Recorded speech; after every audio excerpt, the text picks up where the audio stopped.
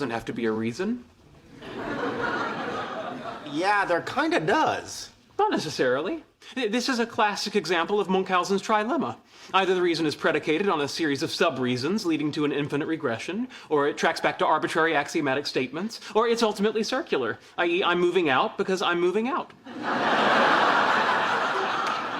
I'm still confused. Leonard, I don't see how I could have made it any simpler. I just want you both to know, when I publish my findings, I won't forget your contributions. Great.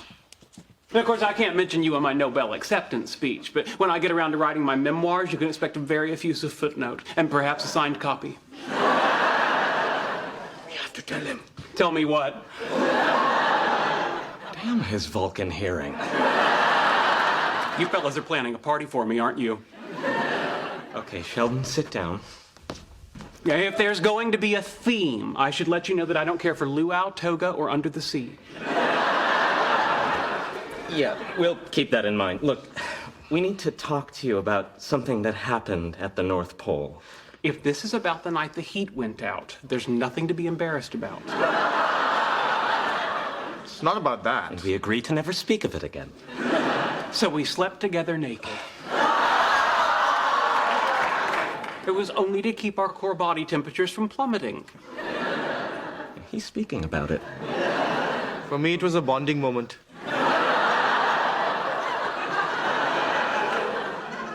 Sheldon, you remember the first few weeks we were looking for magnetic monopoles and not finding anything, and you were acting like an obnoxious giant dictator.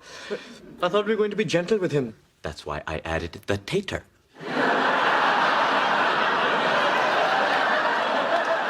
And when we finally got our first positive data, you were so happy. Oh, yes. In the world of emoticons, I was :D.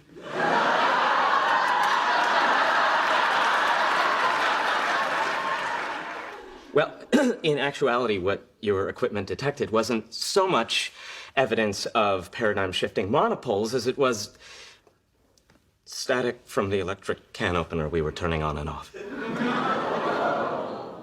He just went :O. You tampered with my experiment? We had to. It was the only way to keep you from being such a huge Dickensian. You see that? I added the Ensian.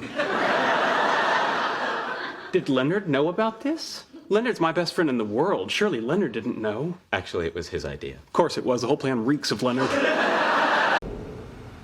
I don't get how she can just announce that an old boyfriend is going to be sleeping on her couch. Hey, I thought of a game we can play in the car. I don't want to play a game, Sheldon. It's called Scientists. Now, I will name 3 scientists, then you will put them in order of the size of their contribution to their respective fields. To make this game even more compelling, you must consider only the contribution of the man to the field, not the validity of the field itself. For example, Abu Musa Jabir ibn Hayyan made a greater contribution to the discredited field of alchemy than Halbert Vanderplat made to neurobiology. Okay, ready to have some fun?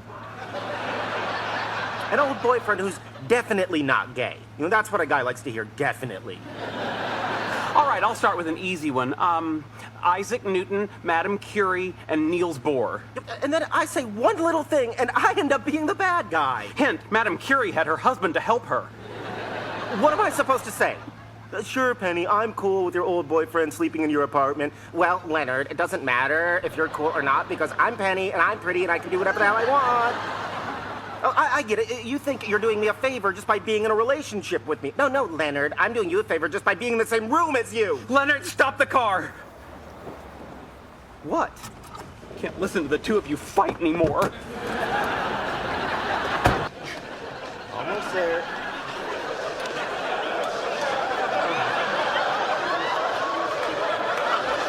Don't tug. No tugging. Next time, take your own advice. Excuse me, could you help us out? My, what do we have here? I slipped and fell. Yeah, we get that a lot. What is this? It's a robot arm. Where's the rest of the robot? I only built the arm. Because that's all you needed, right? Can you please just help me? All right, hang on. Stay calm. I need an orderly with a wheelchair. I got a robot hand grasping a man's penis out here. You think you could be a little more discreet? I'm sorry, we don't have a code for robot hand grasping a man's penis. Why is it hooked up to a computer? It's what controls the arm. But it's frozen. Did you try turning it off and back on again? No, you see, it's more complicated than that. No, wait!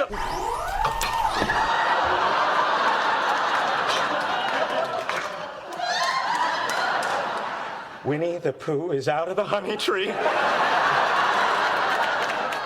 Now can we have cookies and Hawaiian punch?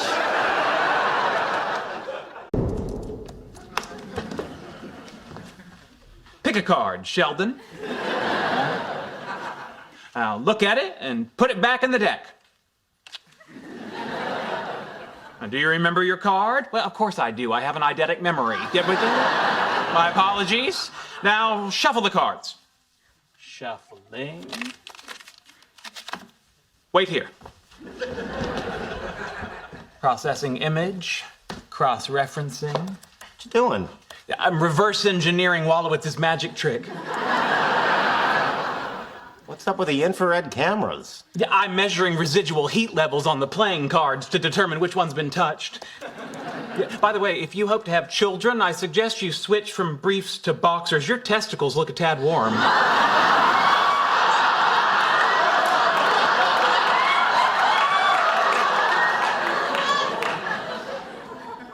Holy crap, are you connected to the Oak Ridge National Laboratory? Yes, I'm using their Cray supercomputer to analyze shuffling patterns. Sheldon, that computer is used for national defense. Hacking into it is a federal crime. Relax, we're not under attack right now. Okay, I'm leaving before the black helicopters get here. And is this my card? Rats. I wonder if Howard used a radioactive tracer. Where am I going to find uranium-235 this time of night? Come on, Craigslist. You really think you should be eating that cake? Why? If you're gonna be a trophy husband for a rich wife, you might want to watch your waistline. He's right. A minute on the lips, a lifetime on the hips. Yeah. First of all, I'm not threatened by my fiance's success. I'm proud of her. And secondly, I have my own career. Until you have kids. Good news, Raj. I got the blood work back from the lab. You're okay to stay for a while. When did you take my blood? Not important.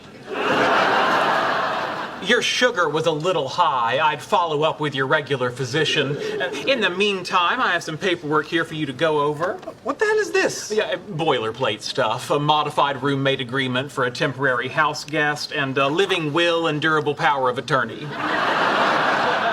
This says you can make end-of-life decisions for me. As your friend, let's hope it doesn't come to that. Please sign. Did you sign this? There's a reciprocity clause. You get to pull the plug on him, too. Well, that seems fair. Congratulations and welcome temporarily aboard. Here's your ID card, your key, and your lapel pin, which Leonard was too cool to wear. FYI, part of your responsibilities as roommate pro tem will be to drive me to and from work, the comic book store, the barber shop, and the park for 1 hour every other Sunday for fresh air. Bring a ball or a frisbee, something he can chase. Also, you're tasked with bringing home all takeout dinners. Tonight is Thai food. You'll find the standard order in Appendix B or downloadable from my FTP server. If you have any questions, here's the FAQ sheet. Or if you prefer the human touch, I do a live web chat called Apartment Talk on Tuesday nights. No backsies. Hey, Hey, you. is that your laundry? You only have like 6 things in there. Yeah, I didn't have any quarters, so I've been sneaking stuff into other people's loads all day. Hey, if I tell you something, will you promise not to tell anybody? Doesn't matter what I say, you're gonna tell me anyway. What? That is not true. Bernadette wants a prenup. Wow, that's rough. So you're saying if I became a famous movie star and we got married, you wouldn't sign a prenup? Absolutely not. I'm gonna be stuck at home with the kids while you're on location cheating on me with Ryan Gosling. Then Leonard got to get paid. So, do you think about us getting married? I think about a lot of things. I think about us getting married. I think about us breaking up. Once in a while, I think about how I didn't leave a note on that Mercedes I dinged in the parking lot last month, but then I have a glass of wine and it passes. Joke all you want, but you think about it. Well, I'll tell you one thing. If I ever do get married, no Klingon invitations. Good luck catching a man with that attitude. This is Maid of Honor Amy Farrah Fowler, bringing you the wedding activities just weeks out from the big day. Let's check in with a beautiful, radiant young woman and her friend who's about to get married. Ladies, can you tell us what you're doing? These are gift bags we're gonna put in the hotel rooms of our out-of-town guests. This is a map of Pasadena. This is a list of local restaurants. And then for Howie's relatives, we have antihistamines, antacids, and medicine for diarrhea and constipation. We labeled them stop and go. All right, pivoting to the big question. Bernadette, on your wedding night, you'll be consummating your marriage. What do you think your first sexual position will be as husband and wife? Amy, please. Keeping in mind that whoever's on top may set the tone for the marriage. Okay, show's over. Hey, they may conceive a child on their wedding night. Don't you think the kid might get a kick out of knowing how it happened? I don't care. Ask her things like, are you gonna take Howard's name, not who's gonna sit on who? I've actually been thinking I'm gonna hyphenate Bernadette Marianne Rostenkowski-Wallowitz. Nice. You know, you should totally get Bernadette Marianne Rostenkowski-Wallowitz.com before someone snaps it up. Howard already took care of it. Plus, he set up our beautiful wedding website with cute little facts about our family histories. Do you know for a while in Poland, my family and his family were neighbors? Oh, that's cool. No, it's not. I'll explain it to you later.